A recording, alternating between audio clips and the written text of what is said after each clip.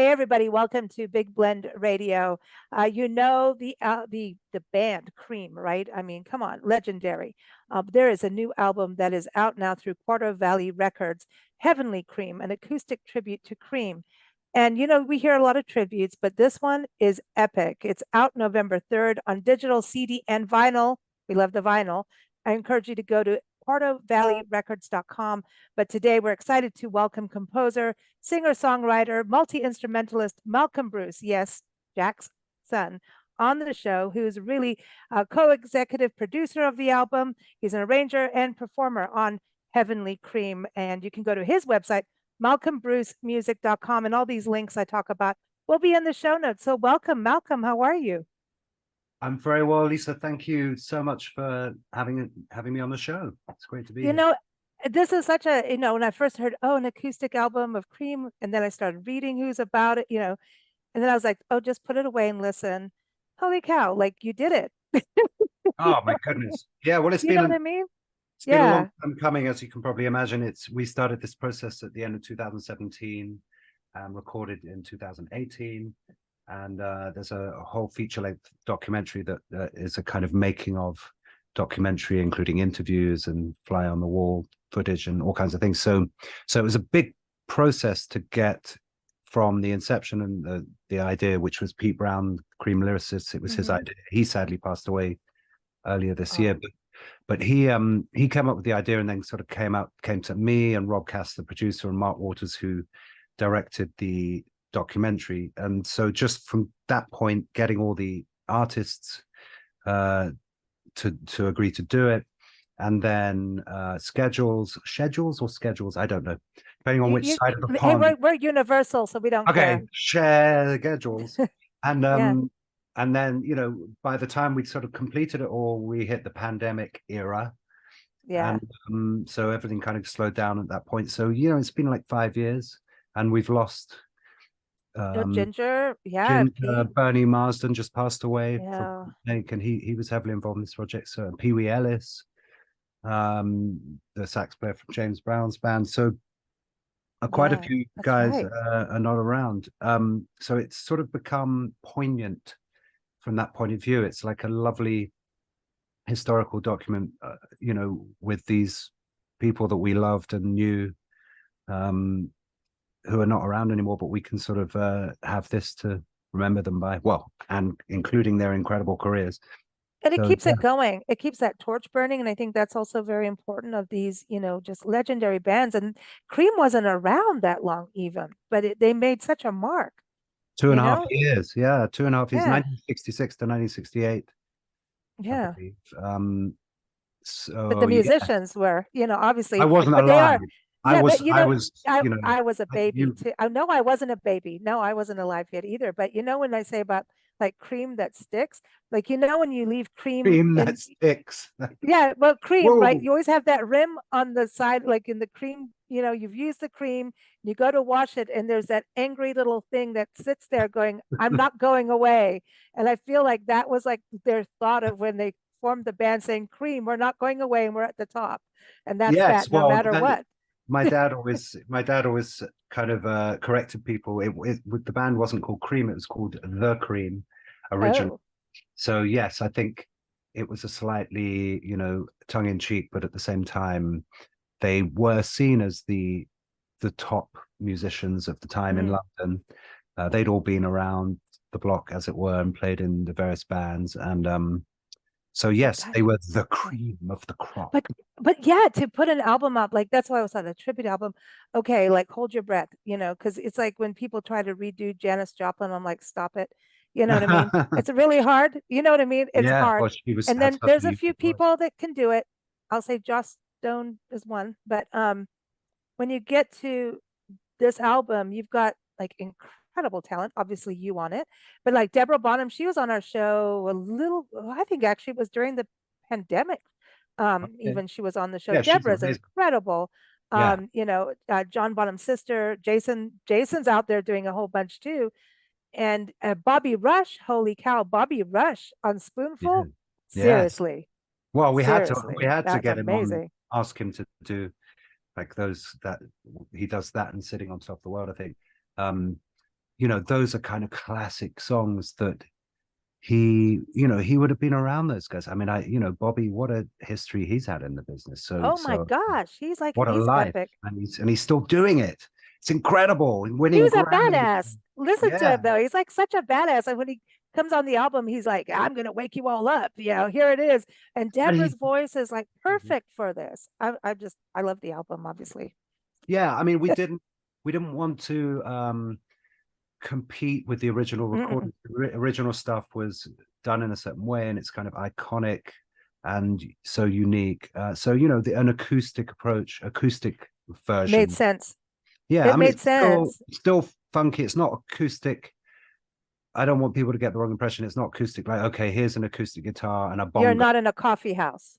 No, I mean, I love folk music. I love I love singer-songwriter, you know, a guitar Hmm. and a voice and all of those things. But this is more just the premise that all the instruments are acoustic, but we still got a drum kit and And it's a all tribute. kinds of It things. really is. I think that's what it is about it being acoustic and the way it's been recorded and produced and just the right vocal. Everything is just perfect about it, that it has that soul of honor and tribute. But then they have Pete on there and then Ginger Baker. I mean, Ginger just recently passed. What I had, because he is like a wild card, man.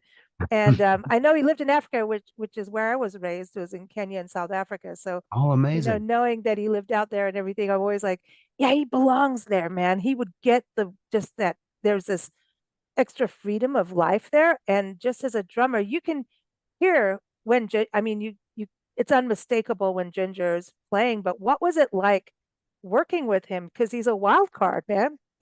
Or he Yeah, I mean, was, I should say. Ginger was a complicated person. Obviously, I knew him a little bit over the years, and I've spent some time with him when he was just a very down to earth, normal person. When he married a long time ago. I mean, I know Kutsi, his wife, who Hmm. is African, and she's lovely. Hmm. But they spent their time together the kind of latter years of his life. But years and years ago, when I was a kid, he'd married an American woman called Karen. And I remember meeting him in San Diego. I was a teenager. He came to visit me and his son, Kofi, because I was working with Kofi. That was the first time I was working with him. And we were doing some demos in San Diego. And Ginger came around for the afternoon, and he was just really nice, like a down to earth, kind, talkative person, you know, Oh, wow. not like the character that he's become known for. It's this kind of gruff, notoriously sort of rude person. He had that side to him as well, but I don't think that's who he really was. I think that No. was a sort of front or a kind of defense mechanism that he would put up. But you know, his whole connection with Africa is fascinating. I mean, he was one of the early people. I don't like this term world music, but he was one of the people that really was at the beginning of collaborating with people from other cultures. You know, Yeah, I mean, the obviously you can talk ethnic about, sounds. yeah, you can Yeah. talk about like George Harrison and Ravi Shankar or whatever. Um, Mick but Fleetwood. yeah, Mick Fleetwood. But you know, but Ginger was with Fela Kuti, and Yeah, that's built huge. he built the first multi-track recording studio in, so I think it's in Nigeria, where Paul McCartney recorded at one point. So he was right in there, and he just, as you say, you know, he. I love the African people. I've got friends. I mean, Abass Dodoo, who's on this record, is an amazing guy, and he was Ginger's friend. I met him through Ginger, um, and he's just, you know, you just want to be around those people because they are spiritually expanded. They There's just a resilience. a good vibration. Yeah. You know? Yeah, that there's like a light that always just kind of shines. I can't Yeah, explain it. There's a light exactly. and a smile that, I mean, the smiles. Africa is full of all kinds of other drama, and that's not what we're talking about. But there's this through it all, there's this resilient smile that happens, and the music is phenomenal. And when Ginger moved there, I was like, he belongs.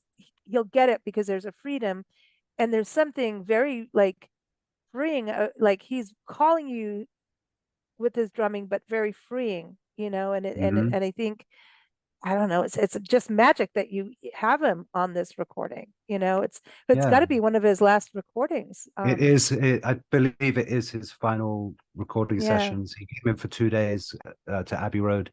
But you know, you touch on something there, the calling that African drumming, I suppose that's at the heart of it. It was actually about communicating something, and so you can actually play a rhythm that would have a message that would actually, it's a language, you know. And I think all the great drummers in the Western sense understand that. I mean, I know Dennis Chambers a little bit. He's just an incredible drummer, and he talks about playing with melodies. You know, he's playing melodies and he's developing those melodies, and I think you can hear that with Ginger too. It's just, it's orchestrated, it's complete within itself. It's not, and that's something that's really important to understand about Cream and what makes that band so unique. They weren't just, oh, okay, the bass player's playing the root note of the chord, and he's standing a bit behind the guitarist, and the guitarist is the most important guy, and the drummer's like going gum gum clack gum gum gum clack. You know, it wasn't that. It was real music in the sense that they were all equal, and that's the magic of Cream. The three guys all filling equal spaces in the frequency spectrum, but also in the musical expression of an idea. It wasn't, one person was not less than the other. And I think that's a rarity, if that's ever happened before since in popular music.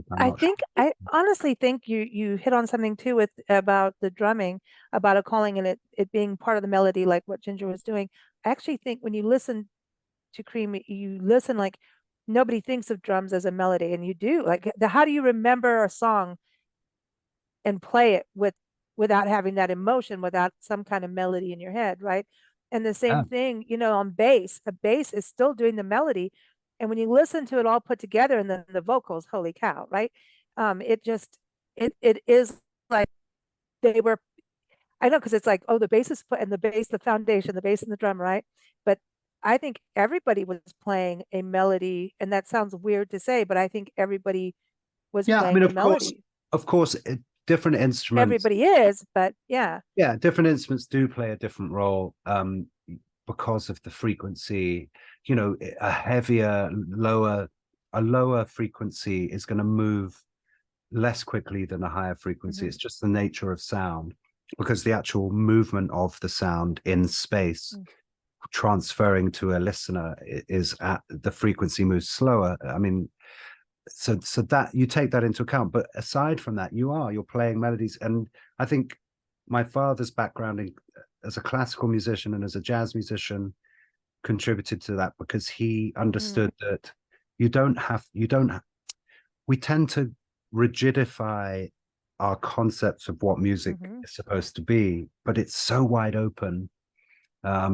And there are so many possibilities. You know, people tend to say, oh, it's all been done before, but I think none of it's been done yet. We're just at the beginning of it.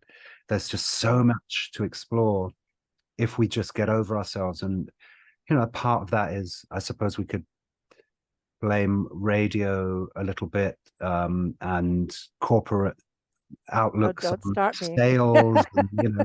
But I mean, also we're human races, like children, you know, we're like toddlers, barely out of nappies, as we call them.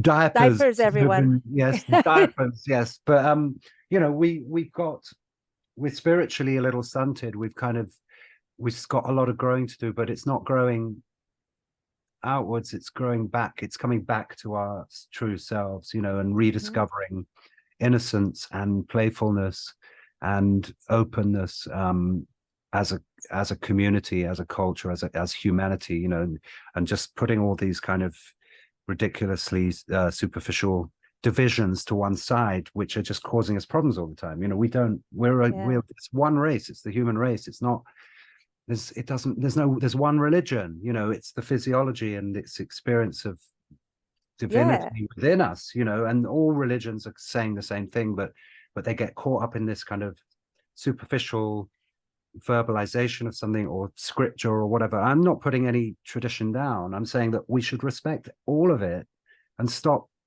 shouting at each other and killing each other. And it's the same. That's why you need music. That's why you need music. And this rigidness is that, and I think going back to, like, when you go to Cream, when you go back to these, you know, the roots of it, it makes you remember what dirt feels like versus plastic, right? And there's this beauty of it. And the fact is, like with your dad being having that jazz background, I think that's where some of the levitation, I always talk about levitation in music. You got to go up. And there's a psychedelic, I mean, they're known for the psychedelic vibe of it. Yet at the same time, Ginger's going, oh, yeah, we're marching for war at the same time, and then I'll let you go. You know, he's like, I'm going to hold you captive, and then I'm going to free you, and then you can, levitate. And I think they kind of defied, like, oh, you must do one and two and this and that. I think your dad brought in, I mean, they all did in every single way of who they were in their work, but there was this freedom to what they did that said, we can have this, we can tell the tales of brave Ulysses in this way. It's it it was, you listen to the songs, they're all different, with the blues, jazz, a little bit of psychedelic, well, a lot of psychedelia in there. It's got a little bit of everything, and Yeah. they Well, I mean, basically that's, let us, we can do you what we know, want. yeah, I mean, we do, we need conformity and we need novelty, and those two things go hand in hand. But if we only have conformity, then we're not going Oh, anywhere. If we boring. only have Jeez. novelty, it's just complete anarchy, and not the best sense of that term. So I think we need a balance of elements. We need to come back to things, and in classical music, when we understand that process, we make a statement, and then we develop that statement, and then we might come back to that statement again. But we've been on a journey, and that journey is where the enlightenment is. That journey is where the growth, and maybe just on an abstract level, it doesn't have to be the lyric, the actual words conceptually taking us somewhere. It can be just an emotion or a sense of movement, moving somewhere. But if those things become blocked in and arbitrary, as in so much music, and there's brilliant music out there, and I love a great Britney Spears song as much as I like Stravinsky or what, everything has its value, but there's something about, as you say, music is the great teacher. It's this, and it's the thing that holds us, it's the thing that unifies us all. We can all Heartbeat. Yeah, we relate to the rhythm, we relate to, and levitation's a lovely word to use, the way that it can raise the vibration, and we experience that as performers. We experience that. That's what we hope for when we're performing on stage. Okay, I feel like there's this magic in the atmosphere, but in the audience, it's the same thing. It's a shared experience. It isn't an us or them thing. It's, let's share this levitation. Let's share this transcendence. Levitation. I learned that from a drummer, Willie Kellogg. He was a drummer I used to play with out in San Diego, of all places. You were talking about San Diego, and he used to play with Flying Burrito Brothers, Moby Grape, all those So you guys. must know the Belly Up, right? Yeah, the Belly Up time. I saw John Mayall there. Yeah. Speaking wow. of Cream and everything, yeah, I saw him the last time I was there. Was I saw John Mayall. Yeah. So you've performed there, right? Yes, a couple of times a long time ago. I'd like to go back there. It's a nice, is it, if it's still there? It is. It is. I It's a just nice interviewed someone who was about to perform there. Who was it? Anyway, someone really good, because I remember going, I want to go. And it is, I think, one of the best venues in Southern California, personally. Just my own vibe. Yeah, well, I mean, I've got my own record coming out next year, so yeah, we got to talk about that. Planning to do some touring far and wide. Oh, good. So maybe I'll get to SoCal. Be nice. Yeah, I hope so. I hope so. With Heavenly Cream, by the way, that's the perfect title for it, right? And with all of your background, I know that you also worked on an album with Pete, and that'll be coming out soon as well, right? In 2024. Yes, that's his final, Pete's final solo record. That's called The Shadow Club, and that one has Eric Clapton guesting on the title track, which is really, really gorgeous. What Eric did, he's not on this record, which kind of makes sense. I imagine he probably didn't want to cover himself in that sense, but but you got Joe Bonamassa. You got Joe. We got Joe. We got Bernie. Marsden. Yeah, we got some great people. So that's not a problem. But yes, Pete's record, The Shadow Club, that's coming out on another label next year, and it's just great because we got the chance to.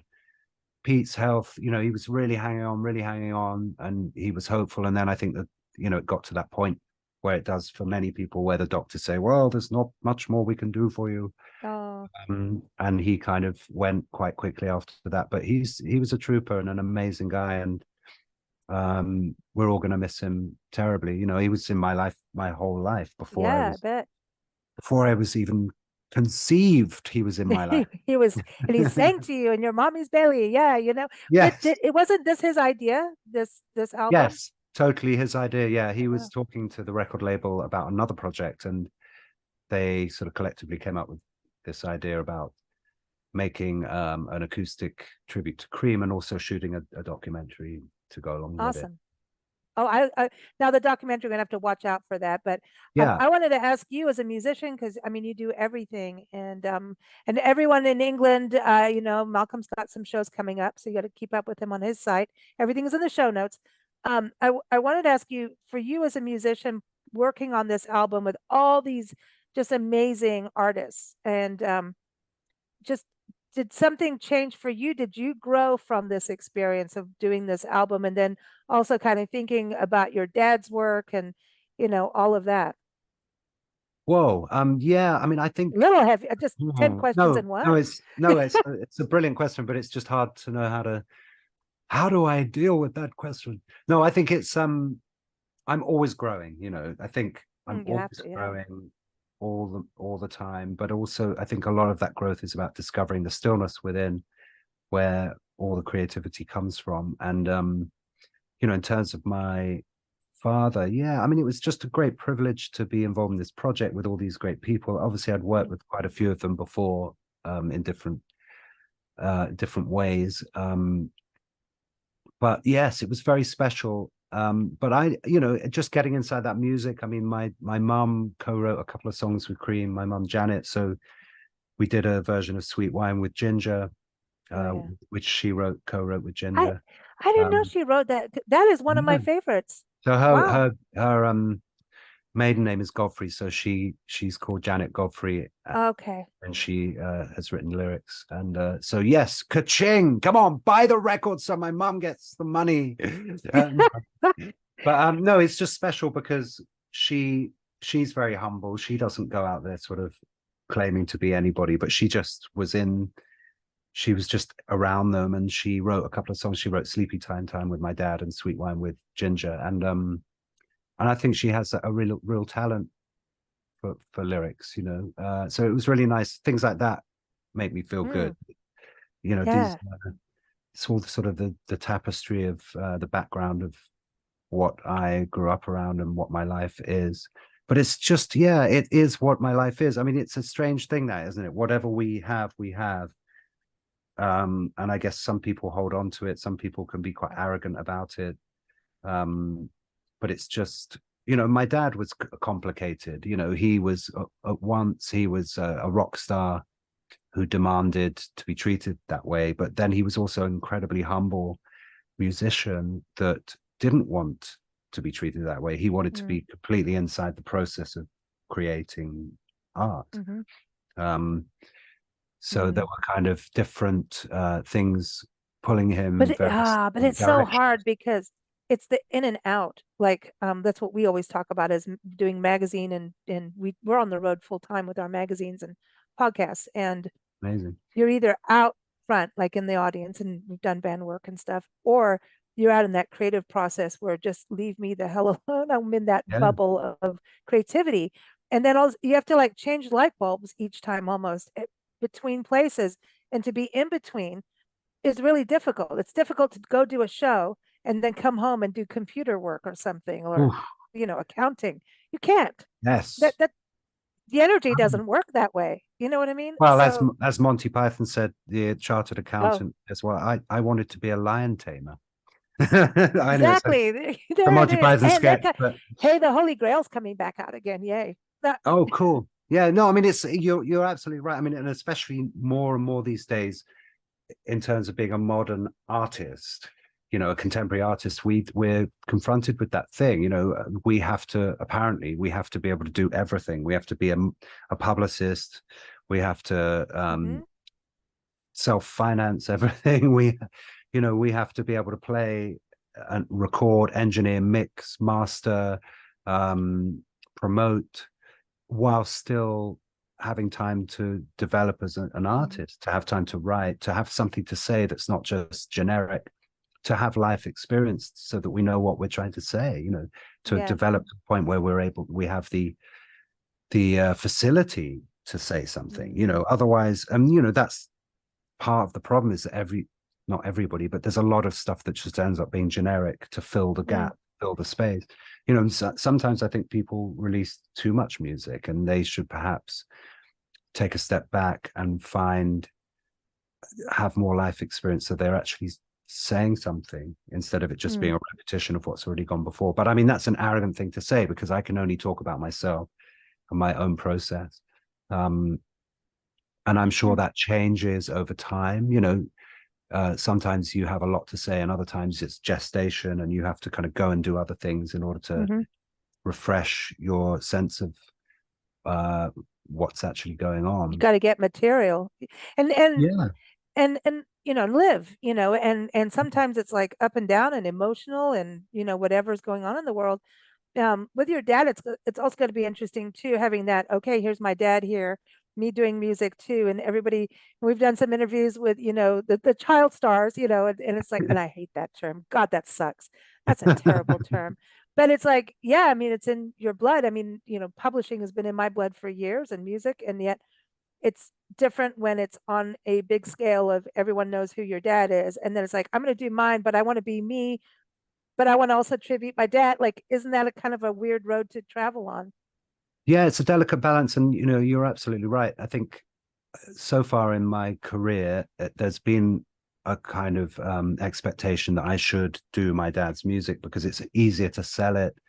And I've embraced that up to a point, but I think this next phase of my life is where I want to get my own identity out on a much bigger level. With And opera. you know, I just wanted to bring it up. I've opera, been dying to go into that. I just wanted to, I couldn't wait. I'm like, you're doing something completely different, you know? So yeah, I exciting. mean, I want to, you know, I've got this record that I'm working on that'll be out next year, Fake Humans and Real Dolls, which is It's a a great kind name. of, it's a rock record or alternative rock. I don't really like to call it something, but it's a guitar-based record. It's quite heavy in places, quite dynamic, but sort of quite a heavy sound. But I also am writing a jazz record that I want to record next year with some great musicians, and I'm writing opera as well. So yeah, I don't know. I just have always pursued all these different things, but they haven't quite come together for me yet. So I think this next phase is, how do I figure out how to get all of this stuff out so that you know, and see if it's valid, because I think it is, but it's just a funny game, isn't it? I mean, I think people from outside the business just who are receiving stuff, they don't necessarily understand what that process is. You know, how do you get into the marketplace? How do people get to hear or see what you're doing? And you know, it's breaking the fourth wall a bit to talk about it, but in that sense, we're just oversaturated with stuff. There's stuff everywhere, and now we've got AI creating content, so we won't even know. Oh God. You know, I mean, we won't even know what is being created by humans or not. And then the people that are controlling the AI will argue that AI is just an extension of being human, which of course it is, but to what degree do we go? One day we're going to have, here's that? the human stream and here's the AI stream. Which one do you want to listen to? It's going to be a Yeah. choice. God, that's going to be so freaky weird if they give us that choice, right? Yeah, well, or if we even will be able to tell the difference, or if it even becomes relevant anymore, because how all of these things are impacting human behavior. That's the interesting thing. Do people have the patience to listen to a whole record from beginning to end with 12 or 15 songs on it that takes you on a journey? Right. But a lot of people, you know, switch on their phone and just scroll. Oh my God. Oh, I really like that. Those 12 seconds are cool. Oh, I'll go back to that later. Yeah. Oh, who's that artist? Oh, yeah, I might have heard of her. Oh, no. Okay, next. You know, and it's just. So that's what we tell everybody. It takes like 10 to 15 times for anyone to really even start to react to something because they're so busy. I mean, they used to say that about magazines, and going back to that old world that we've had, it would say like an advertiser, it's going to take 10 to 15 times before someone reacts to your ad. Well, now I think it's actually worse because of the click, click, click, click, click. You have to keep re-featuring until people go, oh, I think I've seen something about this, which could work for you, because they could go, oh, I've seen it, screw it. But it's also just the habituation of you know, particular sonic material or particular visual material. And once humans become habituated, when they see something that's novel or different or fragile or tender or whatever, they just kind of, they won't be able to handle it. They won't even understand it because the emotional content shifts and changes. It's a bit like auto-tune, which is a very useful thing up to a point, but then the thing of actually bending a note in the voice or an instrument, the actual, perfect tuning, it's not, it's not meant to be in tune. It's meant to move. The tuning is meant to move, and the rhythm is meant, we're not meant to make music that's purely metronomic and on a grid. We're meant to, things speed up. There's no levitation that way. There is no levitation that way, all right? about levitation. It is. It is. But I think you're really right about this. I mean, it's like you've got to have that feeling and that soul.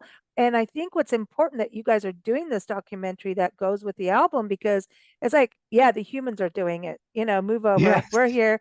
And that, that's an important thing. Do you see doing more of that with your work too in the future, or taking stage like with operas? And that's the importance. Maybe through all of this, performance art will actually become a bigger deal. Like maybe that's the positive of the AI crap, Yeah, I mean, I think it's, I think it's probably like any technology, it's the intention that's important. We can embrace technology. It's really useful. I mean, us being able to connect and have a conversation that raises us up, we'll get something out of this, and hopefully other people will too. And we're using technology to do that. It's great. I didn't like get in my wooden boat and sort of sail across the Atlantic Ocean. Yeah, you didn't have to row across to Asheville, North Carolina today. 4 months. I'll send. This better be a good interview. Like the carrier pigeon is going to send the message. Yeah, you'll see Malcolm in 4 months' time. He's on his way. I mean, it's like, so technology. Oh, my tea got cold now. Oh no! Well, that's it's been 4 months. Oh, exactly. Yeah, my water's all right. Still tepid. Yeah, refresh it, please. But I mean, it's just So I don't think it's the technology that we should be blaming. I think it's the human intention behind it. Is it a positive intention, or is it a negative intention? Is it a switched on, awakened intention, or is it a selfish, lower vibrational intention? There's no point in here's something that means you don't have to use your brain anymore. That's not good. But here's something that helps to automate something that was actually tedious and unnecessary and got in the way. And then maybe that's useful because it frees you up to just be more in the creative process. So I think it's a delicate balance moving forward, because obviously technology is not going away, and it's just how we use it. It's how we use it. Do we use it to compromise the creative act, or do we use it to support the creative act? And I guess if you spend decades practicing an instrument, you're going to improve technically in terms of being able to express something. But there are plenty of people that are in genius level of technical ability that can't improvise or have no soul. Yeah, or there's something missing in the expression because they're not connected to the creative part of themselves. You can't mimic that. And it's not a technical thing. All the technical stuff in the world doesn't make great art. Although a great artist with technical ability, that suddenly becomes something even sometimes greater. But what is technical ability? I don't know. Well, you know what? Oh yeah, because you can do this at this time, or like speed, play a guitar, but does it have the soul in it anymore? Yeah, but also we've just become, everything becomes predictable, and I think that's what I'm always searching for within myself, to not be predictable to myself. But that's in all humility, because it's not always, we don't always connect with that part, and so we have to be pretty strong about editing ourselves and being strong about saying, okay, I'm going to put that to one side, I'm going to try something else, or I'm going to try again, or I think it's all very subjective, but we're living in an objective world. We're completely subjective living. But art is supposed to to defy that, right? Art is supposed to push those boundaries. Art is what's telling the truth of the times. I remember when iPads first started coming out, right? And seeing a performance, and I got completely pissed off. I mean, and now I'm like a little bit better about it because I get it, and done music and performed and everything. But I was always of the belief that you better know what you're doing up there. Like I never had lyrics up there unless I was trying out material in a coffee shop or something, and people, you could sit with your guitar and go ding ding ding, I'm trying this out, and get away with it. And it was a rehearsal for me. Like that was, and it wasn't a big gig. But you go to a performance, and okay, with classical music, that's a whole other thing. And like intense, but I would see bands glued to their iPads for the lyrics, and I absolutely lost it. I was just like, I know if singing, getting up on stage, if I screwed up the lyrics, because the only way I would remember lyrics is the story. And to me, if I screwed up the lyrics, it became this like, all right, you better get it out now. You better figure it out. Like, you better get that story. And sometimes I'd create a whole other verse just on stage, just like a whole new thing. So, like, technology became this thing where I know they have like teleprompters and all this stuff, fine. But if you're a musician and you had like your set list on a piece of paper on the floor, or even your lyrics here and there, it was fine. Like some people would write stuff on their hands, but then here come the iPads. So you go see a performance and the band their heads are in their iPads. And the music sucked because there was no life, there was no energy. Were you technically correct? Almost, but you couldn't really see your iPad at that time. So what was the point? So I'm sorry, I've been wanting to rant about that for a very long time. No, but it's a really good point. But I guess there could be, depending on the situation, there's times when you need it. I get well, it. no, but also there could be reasons like economic reasons. Like, it's if there's enough time to rehearse something, then you're absolutely right. There can be a fluid show. You don't need a set list because you know what comes after the next thing. And the set list is fine, but I mean, but I'm a talking lot of the about time, every song, like, come on. yeah. But a lot of the time, bands, they throw something together at the last minute, and then they that makes learn it sense. as they go along, and then maybe by the 10th show they don't need, or 20th show or whatever. It depends on the thing. I mean, ideally you spend enough time where you create an amazing show, and just like the theater, you don't, to be or not to be, that is click the button to the next page. Scroll. That is the no. I mean, obviously you have to have learned a script to be a great actor on stage, and I think it should be the same with music. But if you're jumping from one thing to the next, and that's why notation was invented in classical music, so that people could read something and then the next day do something completely different the next day, and maybe even never have played it before, which can be really interesting too, where you just sit down and actually play something from the page. But it just depends on what I'm okay with the paper. I'm being devil's advocate. No, it's cool because it was around. I said it the first time I saw it, but when a whole band's head is in it, that was insane to me. Well, I mean, you don't want it to to the detriment of actually performing. If you have paper in front of you, for some reason, I'm fine with it. I'm okay. You can have paper because for somehow there's something natural about it. I don't know what it is. It's just a weird thing. As soon as I saw that, I'm like, what is this? A band with their heads down and not connecting. Oh, no connectivity. When I was a kid, we had this whole movement called shoegazers, right? I mean, you must have heard that term. It's like the old, sort of indie rock, where they were all just down, their head over their eyes and gazing at their shoes. And it was the beginning of grunge. Beginning of grunge. Yeah, I mean, sure, I have to try and remember some of the names of the bands from the UK that. Well, when I was in South Africa, we called it was termite music, because when the dancers would also be like, and their hands up like little wings twirling around, but their heads down, and they'd bump into each other. I don't know what they were high on, but they were, and we would call it termite music.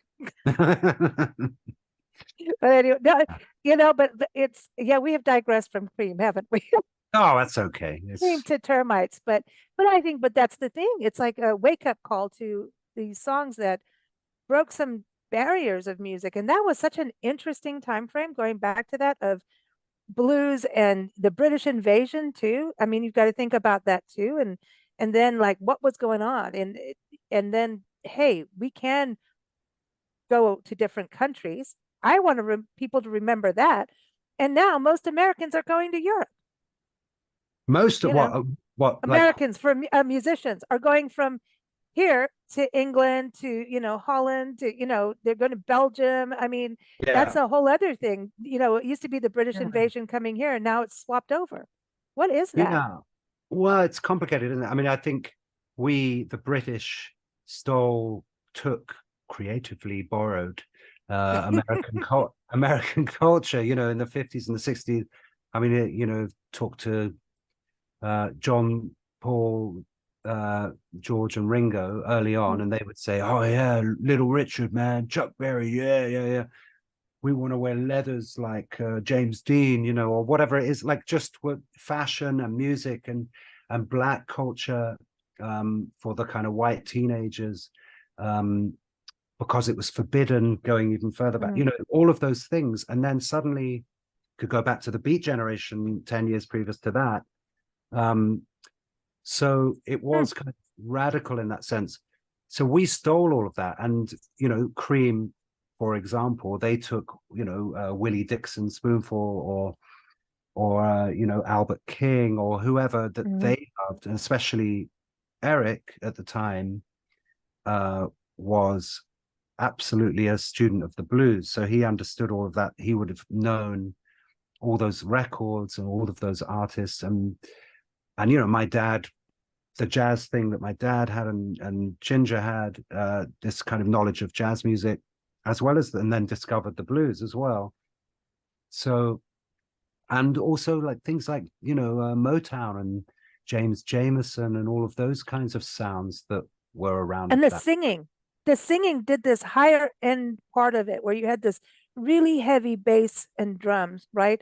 And the singing kind of floated above and grabbed everything and swirled it. I think that's part of that levitation, was the way the voice just kind of, here, we're going to shift up. My dad certainly discovered his voice, and over time, and it was just an amazing thing. I mean, I'm still doing that all the time. It's a daily exploration for me. I think that's the most incredible journey as a musician, if you are a vocalist. And I think all musicians should be vocalists to whatever degree, in the same way that an Indian Carnatic musician would learn in a certain way. There are fundamentals. Or in the Western classical tradition, we would all have piano lessons, whether we were virtuoso concert pianists or not. It was a fundamental. Just knowing like A, B, C, D, E, F, It's the language. Yeah, it's the building blocks of everything. And so the voice, because we now understand so much more about how the voice works.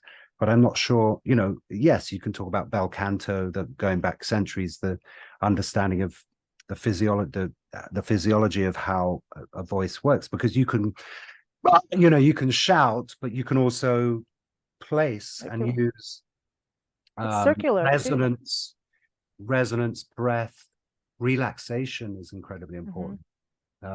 So it's a teacher learning to use the voice correctly, in the sense of how to actually make a sound that, as you say, levitates. It's not, you're not this is the levitation, but you're not pushing the voice is not going out that way. The voice is it's resonating, it's swirling. Yes, it's here, it's I think that's part of the psychedelic. But then the drum, like, no matter how you look at it, they were so cohesive, and that was it. I think it was so cohesive and melodic, but also took you to places you wouldn't have expected. And there was some blues in there, but the voice would come in and go, oh. And I mean, even the pitch, that sound, that is like you have to, like, for me, I'm a very, like, alto blues deep, but to go to that level, I can do it. But I'm like, I have to now push that and really think, is that, wow, that's pretty amazing. I mean, some people have that naturally, and I think some people just have to develop it over time. Everyone can develop their voice, but I think, again, it's also there is elements, inhibition, cultural inhibition, or we could get quite deep with all of this stuff. But we have a particular way that we contract ourselves psychologically and emotionally in the West. I'm going to generalize here, of course, but we tend to be in a kind of fight or flight response constantly because of stress, and I think that can inhibit the awareness, the freedom, the liberation that truly great singing requires. Now, obviously, if I take enough drugs, maybe I'll just break through. But now let's go back to Africa. Let's go back to Africa. But that's what some people do to do that. Yeah, but Africa, now if you listen to Africa singing, like in African singing, like especially the women and the men too are amazing. And Native American music and Indian, I mean, even Indian singing and Mongolian throat singing. I mean, that is insane to me. I'm so the Tuvan throat singers. Yes. But when there's this freeing aspect, and that's going, now they know about, fight or flight. They know about survival, living on survival, but there's music is part of their lifestyle and part of their communication, and it's connected with nature. So because they're so connected to nature, I think they understand about those calls that go up and out. And in singing, there's calls, there's there's calls to different people for different things, right? And it's like what we were talking about Ginger with his drums. He's like, I'm calling you. Okay, now that I got you, okay, now we're going to swirl, and then I'm going to push you out, and then I'm bringing you back home. And it's the same thing with vocals and in African drumming, vocals, anything that they're doing, it goes along with nature. And I think that in Western society, as we remove ourselves from nature, we're limiting ourselves in what we can do creatively with our own voice, with our instruments, and basically in life in general. Really. Yeah, I mean, we have become very mechanistic in our thinking, and we're removed from, I practice transcendental meditation. So, sweet. So I actually, and it's every time I do it, it's a new journey, obviously. But generally speaking, we effortlessly sync the thinking to the source of thought, which is the quantum field, which we have discovered in science. So that deepest part of ourselves is before anything that's been created or manifested. So, and that's the pure potential of everything. Anything that's possible is there, vibrating in this unmanifest form. And we can experience that at the root of the self. It's called pure awareness. That's one way of calling it, but it's the same as the quantum field. So in the West, we are beginning to realize, we can actually, God is scientifically verifiable, subjectively in consciousness. And then there's that realization that all there is consciousness. Consciousness, everything arises in consciousness, including the idea of an individual, of three-dimensional space, of having to do something, of other people, of objects, of time. All of that's arising in pure awareness.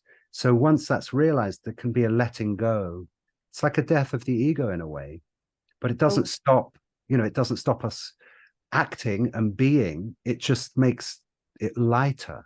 We're not having to add layers of I'm me and I've got to prove myself and I've got to be this thing. And I think that's what you're saying. Maybe some of those cultures they're not so caught up in having to maintain this linearity and sense of self and proving that we are something. It's less of that and more just spontaneous. And the fight or flight response, for example, is important. It's essential, because if something's coming to kill us, we've got to run away or get out the way. We don't have to live in it.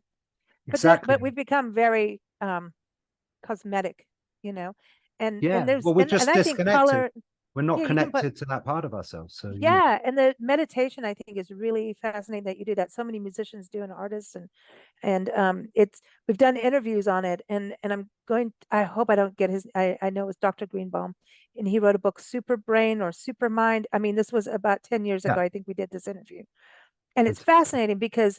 And I have the book in my storage unit. I told you we travel full time, but I have this book because I thought it's mind-blowing, because it is scientifically proven fact.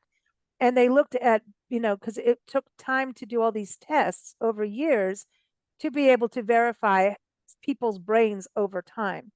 And they found the brain waves and brain structure, you do become a super brain through transcendental meditation. And all meditation is good, but there is a difference between meditate regular and is different. TM is unique, but it's not unique in its various cultures will express it differently. But Yeah. what has to happen is touching that ground state of being. And each is different for each person, right? Well, it's the same. It's the being with a big B or the self with the big S is all there is. And it's like Maharishi, who brought this knowledge to the West, although his teacher, who is called Guru Deva, he was a Shankaracharya of Jyoti, and which is the north part of India, one of the seats of learning initially formed by a guy called Adi Shankara. So it's all based on the Vedic Vedanta knowledge, non-duality. But Maharishi would describe it as waves on the ocean. So you've got an ocean, it's all one piece of water, but little waves are coming up like that, and they're individual waves, but at the root of it, it's one thing. And so once we start acclimatizing to that deepest part of ourselves, we're going beyond the hierarchy of thought, we're going to the source of thought, then we're transcending the source of thought.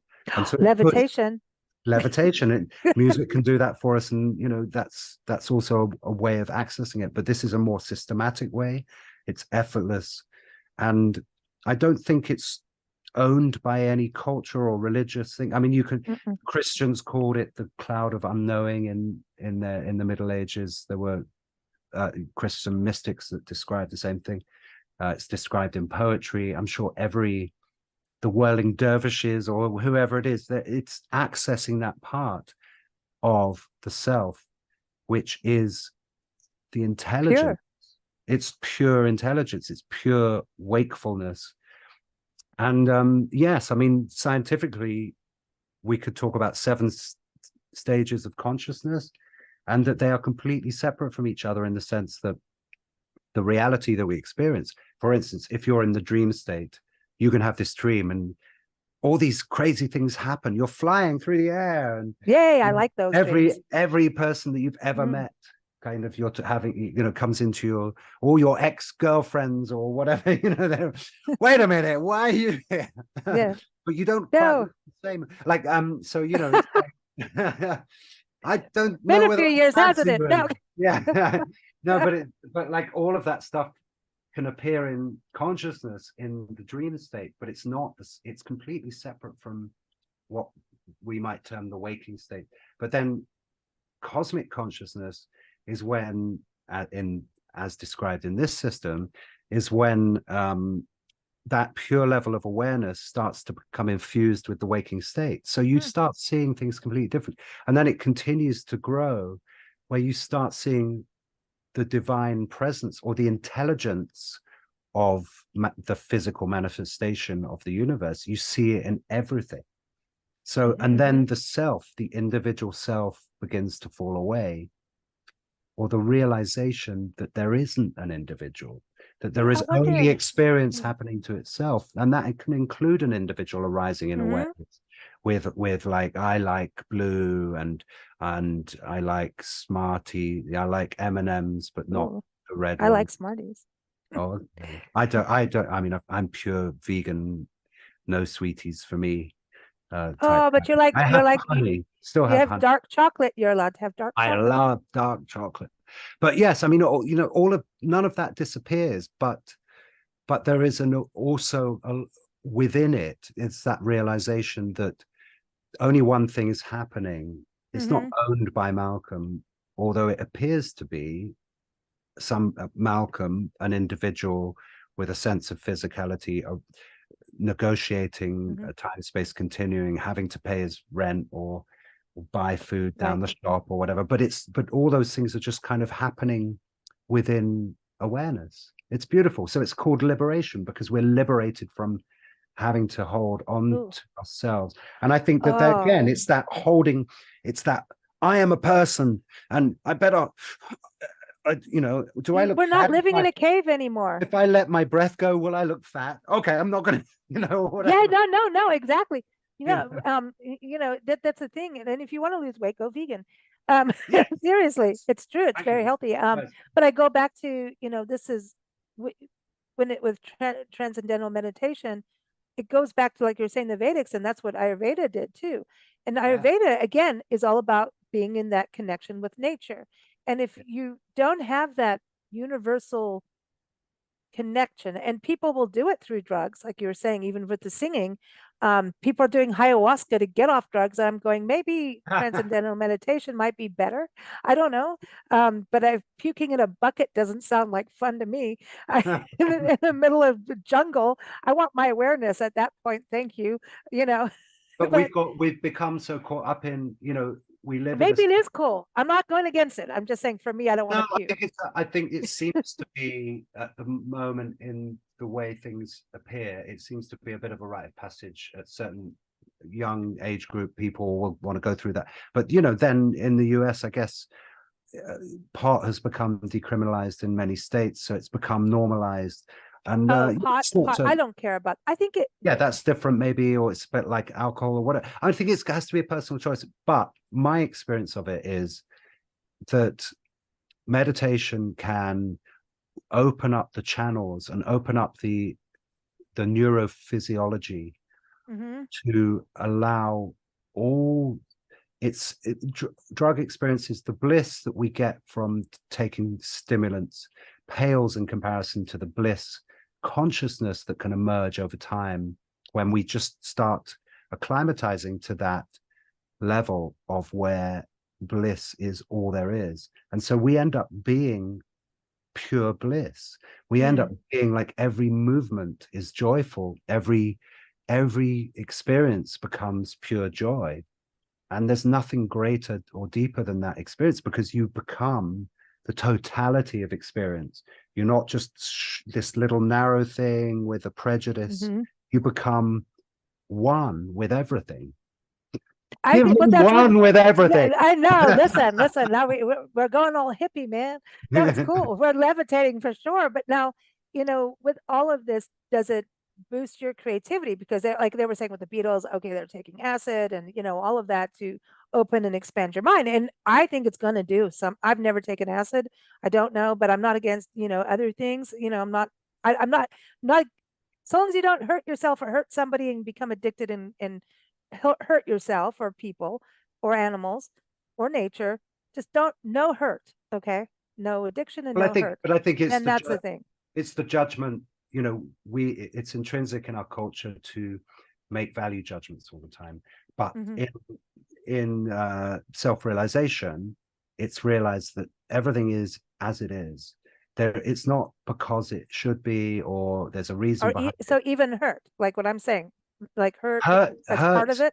But hurt can be observed from a point of view of non-attachment, and then it's more likely to dissipate because hurt is perpetuated by the belief in it. And I'm not saying that hurt, so from a totally extreme point of view, somebody that's in their last few days of cancer, who's dying, can still identify with the observational part of the self, which liberates them from that pain. That pain still appears, but it doesn't belong to anyone anymore. It becomes just another object in experience. And it's a very, very extreme version. But that's it. That's truth. The truth is there is a part of us that's untouched by any of the content in experience, because it is experience. It's the experiencer itself.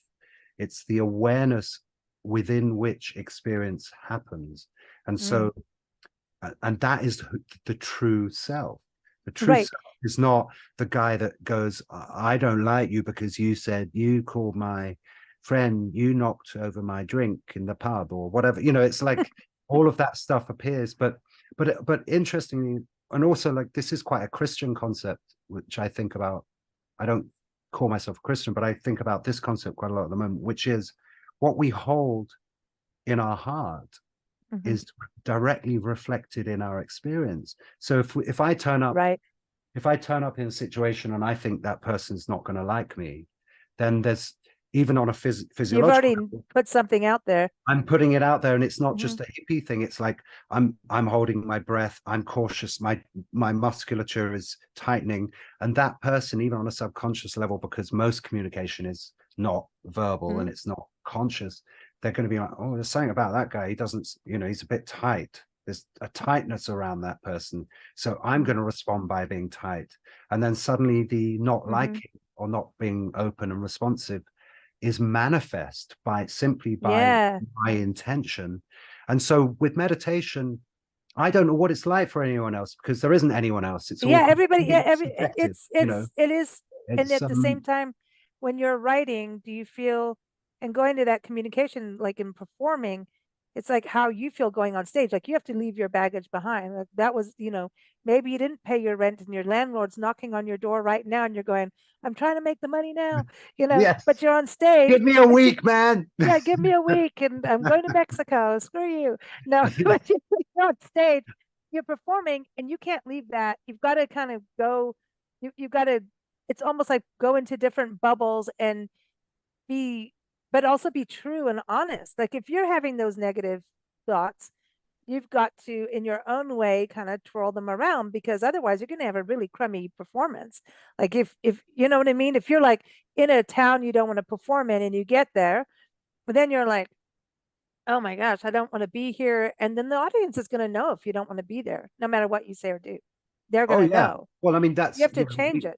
we have to lose, as you said before, if you're staring down at your iPad, you're not going to be able to let go of yourself and to, it's, I guess the, one way of expressing it is it's like a Zen state.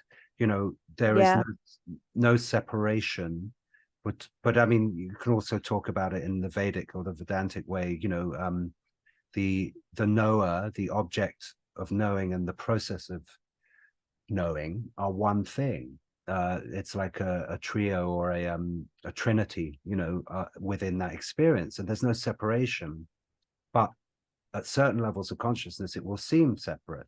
And so, yes, the greatest performance is when all of that disappears and all that's happening is the performance is happening, and there isn't a person doing it. There's an observational aspect to it. But even more radical than that, at the times in my life where I've experienced the most success, whatever that means to me subjectively, is when I've been so joyful that the world responds to that joy by fulfilling my desires. And the Mm. distance between having a desire and the fulfillment of that desire shortens, sometimes to just the desire Mm. happens, the fulfillment happens. And it's because I get out the way with all my neuroses and hang-ups and insecurities. Suddenly that's like, and it is like the ultimate manifestation technique, if you want to call it like that. It's just literally getting in the moment, letting go, and just embrace, just yes, yes, That's yes, ultimate yes, yes. creativity, though. That is the Yeah, ultimate in creativity, yeah, where we yeah, allow ourselves to take that extra step. In music and in writing lyrics or something, yeah, or writing an article or whatever, you want to really say something, and then maybe you have to edit it to make it the story be better, right? To have more connectivity or make it rhyme, I know we have to do that, but that's part of storytelling. But if you're going to push the envelope on something, if you let your little nasty mind go, no, no, no, no, no, no, no, no one's done it like that. They're not going to like it. Oh, the label's not going to like it. Then you wouldn't have Cream. You wouldn't have your work. You wouldn't have all these amazing musicians and artists and writers around the world if they didn't push the envelope. And pushing the envelope is good. We learn the rules, then we know how to break them and distort them into ways. But we know the groundwork. Yeah, there's these certain things in music we need to learn. Sometimes some people don't, they should just go the way they are. Everybody's a little yeah. different too, Yeah, but I think you it know? can also frame it as trauma. I mean, we're all of us, every appearance of a human being has the complete potential, infinite potential of creative Mm-hmm. natural law within us. And but we are conditioned, we're habituated throughout our lives from a very, well, first 6 months to 2 years is probably the most important in terms of forming the personality, forming the belief system, etc. And so we tend to be traumatized in the truest sense of the word, and then we stop growing. We lose touch with, as you say, hey, can do anything. And it's not an arrogance, it's a confidence. There's a subtle difference, or not so subtle difference. Because we stumble over things. We think we can run down the street. We fall down, then we go, well, I fell down, so I'm never going to run down that street again. Yeah, but if you look at a toddler, they fall over and they smile and they laugh. I'm getting up, I'm climbing up. Yeah, fall over again. It's our teenage years. Is it our teenage years where we become like this?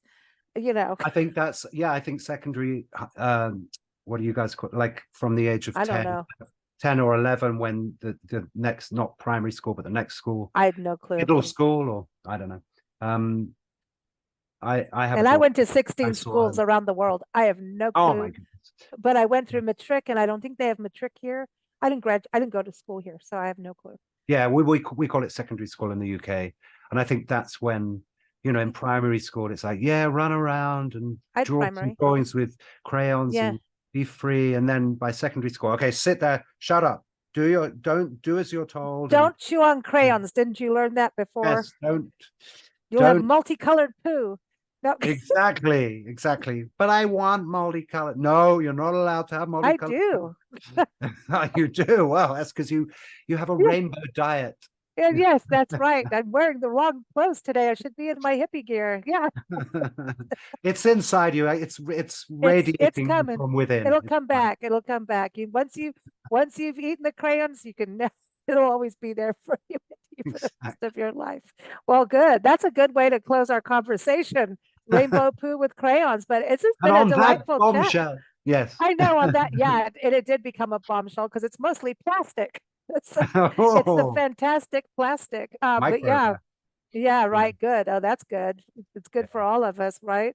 Was your dad into meditation? No, he wasn't really. He struggled with addiction throughout much of his life. It's very switched on, very aware, and we did talk quite extensively. He'd read like Yogananda's book, Autobiography of a Yogi, and he did have interest in Eastern traditions, but I think he then got caught up more and more with addiction. It's just a product of his culture. We talked about it a lot actually over the years. But he also had an innate intelligence, but also I may never figure out how it was with my father, because he's sort of anomalous to, like, I have to go to bed early, I get up, I do a coffee enema, I then do abhyangas. No, by the way, that means he has no crayon poo. Yeah, exactly. Then I do like warm sesame oil massage. Then I do 30 minutes. I do 30 minutes of yoga. Then I meditate for 20 minutes. Then I rest. Then I get on with my day. And then I do the same thing in the afternoon. So twice a day, like a program, a routine. Right. And from that regular routine, everything just completely opens up for me. And it's just astonishing. And I feel like I'm still at the very beginning of that journey of unfolding what my potential is. I mean, forget, creativity and writing operas and all that. Just even as a person, being able to communicate with other people, giving love, giving, receiving on a human level, all of that stuff is just so beautiful. And I think, so I'm exploring all that. Whereas my dad, it was like a whole different animal, but he still was able to achieve so much. And his creativity was so great. So I don't know whether it was just because of who he was, that's just the way he was built. But it's about, I think, drugs, alcohol. Like, I love my wine, and there's things in life that are not always good for you. And I think back into the culture, like when I was growing up, cigarette smoking was only then really starting to become the big no-no. Well, I did that for years. I smoked for years. And it was bad, and that made it really cool for us kids, and Yeah, no, mom, I'm not smoking. And there's cigarette smoke coming out behind my head with my cigarette behind my back, all of that stuff. But Yeah, yeah, yeah, yeah. then you learn, like, and it was actually Ayurveda that helped me get Mm. past that. Um, but I think it's all about the same thing. It's almost switching gears. I think drugs and alcohol and different addictions come in different things. It could be chocolate cake, it could be anything. It's about switching gears. It's about feeling good. Yes, It is yes, about chasing a high. And meditation and having that crystal clarity that you're talking about. There's a clarity and a joy that comes from that. And that also happens when people get past the addiction stage in recovery and everything starts yes. to come back when you're truly alive and Yeah, aware. And addiction, drugs and alcohol are like the fake ones, yeah. saying here, It's not getting. but It's it's not but it's getting the same higher. thing in a weird It's way. it But you absolutely is. Yeah. it's like a But sugar high. normalized. Yeah. I mean, Yeah. there's many things to be gained from smoking weed or drinking wine or probably all You're drugs. I would never imagine. taking my wine away. That's never happening. But All I right. could not But we drink might so much swap them. We wine. might go like swap and give you No, a but listen, when more I was organic vegan, one or something. oh yeah, no, I'm all into that. And Yeah. vegan wines, by the way, yeah, do that. But Oh, cool. because I'm allergic to fish and they put fish stuff in no. Well, like But they then when put I was fish seeds vegan, in tomatoes as well sometimes, I you, think. oh, is that why I don't like tomatoes? Huh. But Yeah. the vegan thing, that was interesting, and you couldn't drink that much wine. So I had to really get healthy because you could have one glass of wine, your body's so clean that Yes. you have one glass of wine, and you're like, well, maybe I will sit down, Well, you I've know. been vegan for many years now, and although I do still have honey and occasionally eggs, Oh but I yeah. no meat or fish or anything like that. Mm-mm. And no dairy as well. And I Oh, just that helps your great. body. Yeah, Yeah. that helps your body for sure, for sure. But But as I say, man, my dad was very different. He it's that high lived a though. very different kind of life. And yes, I mean in Ayurveda you call it, sattvic, tamas, rajas, so if you eat a steak, it gives you raja energy, which is like a kingly, that's Yeah. translated as like, Mm-hmm. it's a particular kind of gross strength. And tamas obviously means something that's decaying. Um, and and sattva is pure. And so but we need all three of those energies. They cycle. It's the cycle of birth and death. It's the cycle of Mm-hmm. life.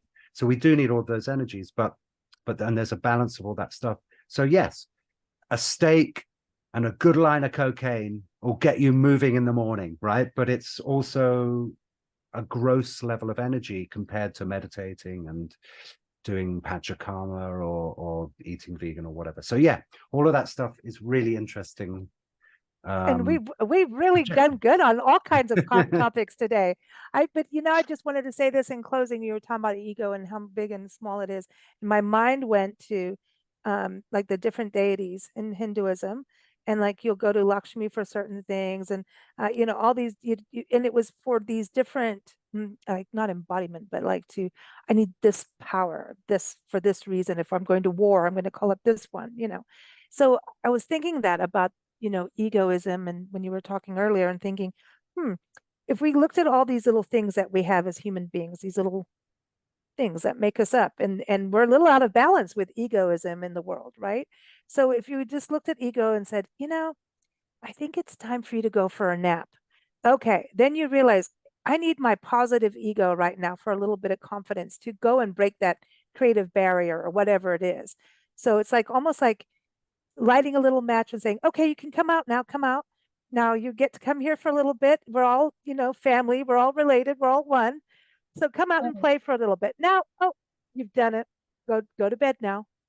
I mean, I think ego is essential, in the sense that, we it should be embraced. It can be I embraced. agree. It's not, it's beautiful to have confidence and to manifest things, to make things happen. Without ego, we can't go and get a partner, or we can't Yeah, get out of bed in the morning because we feel like it's not right. worth it or something. And life is to be lived. It's not, I'm not really a believer in denial of anything, but for whatever reason, my experience is that a spiritual practice like yoga, it allows me to live more fully. It's not Hmm. a denial. And Maharishi, for example, he spoke of different people. He spoke of what he called householders, and of course that whole tradition talks about that. Look, you can still become enlightened but be married and live a full life and enjoy yourself and have desire. Desire is good. Desire is a motivator in life. It's great to feel sexy and to be wanted and to want, and it's great to desire the fruits of this world, but not to the degree that you're willing to hurt other people. Right. That's what I was saying about like That's with the addictions, and difference. that's the That's difference. not Is a that's like balance. narcissism, where you only see yourself in Oh, the sense that you're not allowing other people to coexist with you. and we all have a list of examples of narcissism these days. Oh, yes, we do. Thank God for That's a music, whole 'cause if other that's a whole yeah, other 4-hour yeah, podcast. I know, but that's why we have music, because like sometimes turn off the TV, listen to some music, go to your happy place, and I think music is part of that. I think music is um part of that spiritual realm. So like you do TM, maybe people smoke weed, drink, whatever, but music is part of that everyone can agree on. When you're having a bad day, you better play some music. It'll help switch gears. It's It's just really all gears. whatever makes it happen. It's falling between the gaps of thought. Between the gap of every thought is transcendence. It's called transcendence. It doesn't matter whether it's Yeah, I like that. from the Vedic tradition or Christianity or Islam or whatever, or don't even frame it. That's what those people in India that practice this tradition. Yes, there are all of these things. There's the Gayatri mantra, which is beautiful, and that's to the mother, to the spirit of the feminine, or there's, Kamdev, which is like, it makes you very sexy and appealing to other people. If you want to attract somebody, you can do a mantra and it will actually create a certain vibration that makes you It quiet, is. It is or, but that's the calling. It's the yeah, calling again. We're going right back to that. And but also like you might want to yeah, be attracted to other people because then you get to give in a certain way that's just so beautiful, like to be able to give to somebody, and because and that's another selfish egotistical act, because to give is to receive. To give makes me feel good about this. But music, think about the origins of music wasn't to be sold as albums, right? If you go back to it, it was form of communication. And if you were doing a specific dance, it was like, hey, I'm trying to get your attention, just like birds do dances, a mating calls. That's what it was all about. I mean, sex and music is one, really, and also messaging. Rocking and rolling, baby. Yes, and then you've got that's the levitation. Or you could be the drunk person at the end of the show doing the squat dance that gets right down on the floor and falls down and can't get back up. There's always that one guy, that one squat. You feel a bit uncomfortable watching him dance completely out of time, but when everyone else has gone home, he's still there. He's like the most He's still there. Or the person with the tambourine. Never give the tambourine to the audience. Don't ever do it. It's the worst thing. I always rant about this. Or the girlfriend. Don't. Oh God, no. No, thank you so much for such a fun conversation. We are Big Blend for everything, because we don't have barriers about what we talk about. So it's been a real pleasure. Everyone, QuartoValleyRecords.com. The album is out November 3rd, again called Heavenly Cream, an acoustic tribute to Cream. And also keep up with Malcolm at MalcolmBruceMusic.com. He's got new music coming out next year, and also shows, and especially in England. So you want to keep up with them there. And of course, we're at BigBlendRadio.com. All these links are in show notes. But I've got to give a shout out to our friends over at the Lion and the Rose Bed and Breakfast in Asheville, North Carolina. They're our sponsors of today's show with Lion and Rose. See, I thought that kind of went well, seeing that, Ginger was in Africa, and they've been all over Africa too, the innkeepers. So lion-rose.com for that. And they welcome musicians. So, all right. Thank you so much. Thank you, Lisa. Really, really nice to meet you, and hopefully chat again soon. Absolutely. Keep us posted. I want to hear the opera too. I want to hear all the new albums. We're all ready. All right. Thank you. Thanks. Have a good one. You too.